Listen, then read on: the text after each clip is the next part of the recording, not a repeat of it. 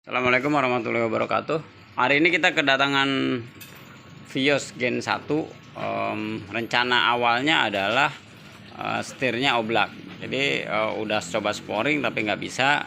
Dari orang sporingnya dikatakan bahwa mobilnya oblak. Nah ini juga koreksi buat kita, buat saya terutama ya, garasi taksi. Memang ada dua faktor ya, dua pilihan lah ketika teman-teman datang ke sini.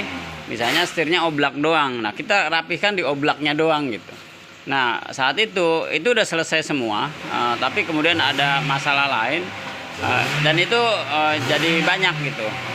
Kita nggak tahu, makanya selalu kita kalau dari bengkel lain, kita terus terang agak tidak percaya dengan asumsi yang lain ya, karena ketika contoh sini oblak ternyata masalahnya banyak, karena mungkin waktu itu ya saya nggak ingin bengkel lain juga, karena mungkin masalahnya cuma di sporing.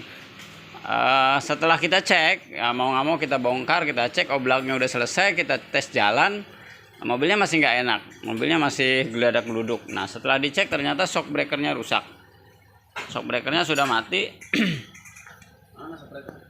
Udah diangkat lagi shock breaker. Jadi shock breakernya sudah mati. Nah ini dia shock breakernya. Jadi ini udah kita bongkar. Jadi nggak dilihat lah bongkarnya, kemarin udah kita pasang lagi karena memang masalah budget biaya. Jadi biayanya tidak mencukupi karena fokus akan ke belakang dulu. Jadi ini kemarin kalau pakai Bensko estimasinya 1.3, terus supportnya di 500 ribuan. Jadi sekitar 2 jutaan lah kurang lebih. Akhirnya nanti, tapi ini kita udah tahu masalahnya supaya nanti kedepannya kita udah bisa prepare ini perbaikan mobilnya apa aja. Nah kenapa ini mesti diganti teman-teman, kenapa shock breakernya mesti diganti? Kalau misalnya nggak diganti sayang nanti di bannya. Ini kan bannya masih bagus, nanti kalau memang misalnya shocknya nggak diganti takutnya ketemu lubang yang dalam kecepatan tinggi, nanti bisa ngehajar bannya. Nah itu sayang, tapi ini bisa diparsialkan, nanti kalau ada rezeki teman-teman bisa mampir lagi ke sini. Nah ini salah satu yang memang kita kerjain untuk mobil-mobil kaki-kaki ya.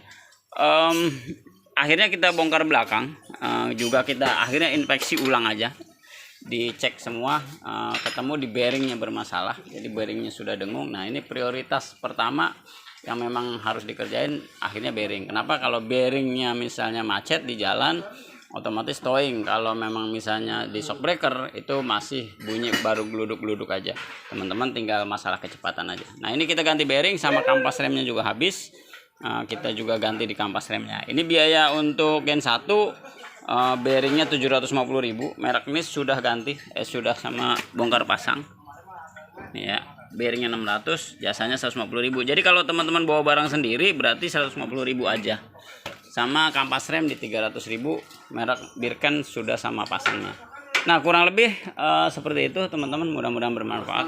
Wassalamualaikum warahmatullahi wabarakatuh.